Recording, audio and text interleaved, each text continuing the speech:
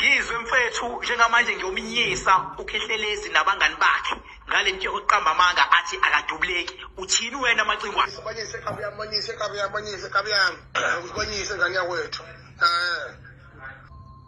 Awungakhohle phela ungiphosela encane mfethu kapetrol. Incane mfethu ngisho kuthiwa into engakanani mfethu.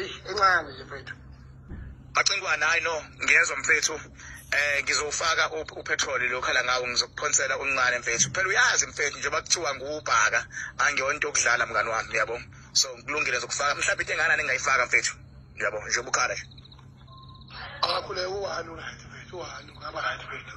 Ngizwe mfethu angibange ngisafaka ke le 1000 othe uyacela into engiyenzile Macingwane ngivele ngafaka u5000 ngicela ucheck bese ubuyela kumina manje. Thank you. Yabonga mfethu.